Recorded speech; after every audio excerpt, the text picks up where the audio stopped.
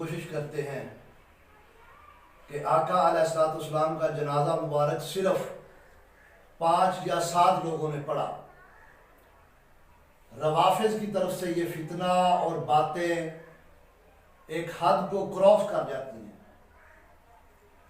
کہ باقی سارے اصحاب رسول صلی اللہ علیہ وآلہ وسلم بھاگ گئے تھے اور صرف 4-5 افراد یا 7 افراد بچے تھے جو آقا علیہ الصلوۃ والسلام کے جنازہ اقدس کے لیے وصال مبارک کے بعد موجود تھے۔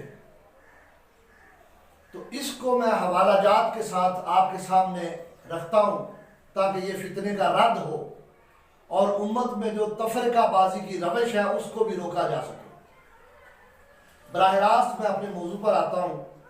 سب سے پہلی کتاب یہ ہم اہل سنت کی کتب سے بھی جو ہماری اپنی ہے اور اہل تشیع شیعہ حضرات کی کتب سے بھی ریفرنس دوں گا کہ کثیر تعداد میں جمیع اصحاب نے، ابو بکر صدیق نے، فاروق اعظم نے، عثمان غنی نے، مولا علی شیخ خدا نے اور جتنے اصحاب تاجدار کائنات کے مدینہ شریف میں موجود سے ان سب نے سرکار پر درود و سلام پڑھا، جنازہ مبارک ادا کیا۔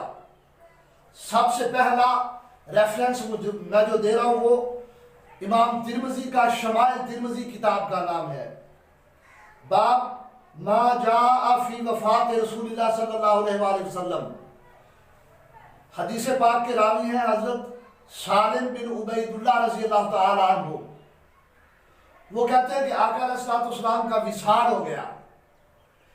مکمل ڈیٹیل بتا کے میں دراصل فوکس اپنے ٹاپک پر کرنا چاہتا ہوں کہ سرکار کا جنازہ مبارک کثیر اصحاب نے پڑھا۔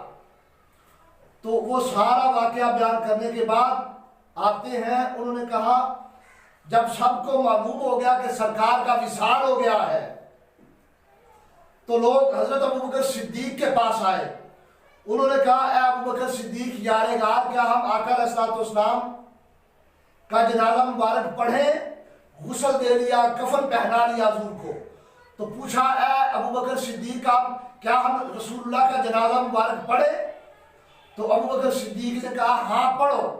انہوں نے پوچھا اے ابو بکر صدیق کس طریقے سے پڑھے، طریقہ کیا ہے؟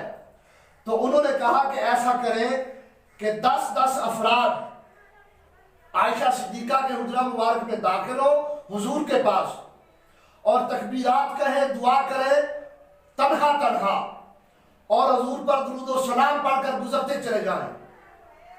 جب ایک جماعت 10 افراد کا گروہ پڑھ لے تو پھر دوسرا داخل ہو، وہ اس طرح کرے، پھر تیسرا داخل ہو، اس طرح کے تمام لوگ سرکار کا جنازہ پڑھے۔ تو پھر ایسے ہی ہوا۔ یہ کتاب شمائل ترمذی۔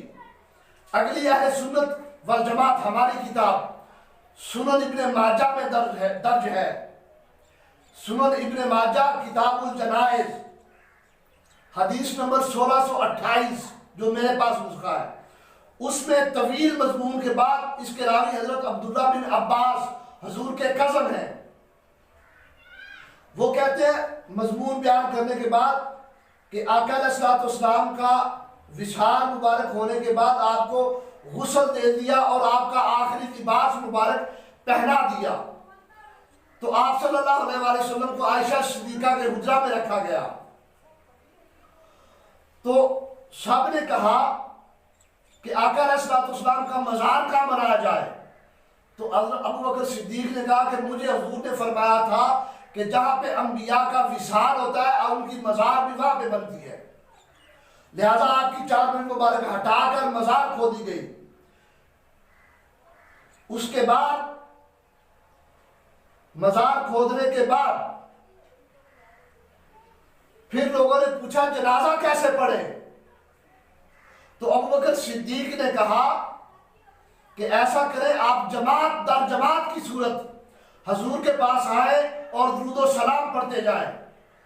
پھر ایسا یہ سسٹم شروع ہو گیا، 10 افراد آتے اور حضور کا نماز جنازہ درود و سلام کی شکل میں ادا کر کے گزر جاتے، پھر 10 افراد اگلے آ جاتے، وہ ادا کرتے۔ اس طرح تمام مرد حضرات آقا علیہ الصلوۃ والسلام پر درود و سلام پیش کر چکے۔ پھر خواتین 10 افراد کی جماعت آتی، خواتین بھی مکمل جب سرکار پر درود و سلام پڑھ چکی تو پھر بچے، چھوٹے بچے وہ حضور کے پاس آنے لگے اور وہ بھی اسی طرح جماعت کی شکل میں حضور کی زیارت کرتے، دعا کرتے، درود و سلام پڑھتے اور گزر جاتے۔ تو اس طرح کوئی مرد نہیں بچ گیا، کوئی خاتون نہیں صحابی بچ گئی، کوئی بچہ نہیں بچ گیا جس نے حضور کی زیارت نہ کی اور جنازہ اقدس درود و سلام کی شکل میں پڑھا نہ ہو۔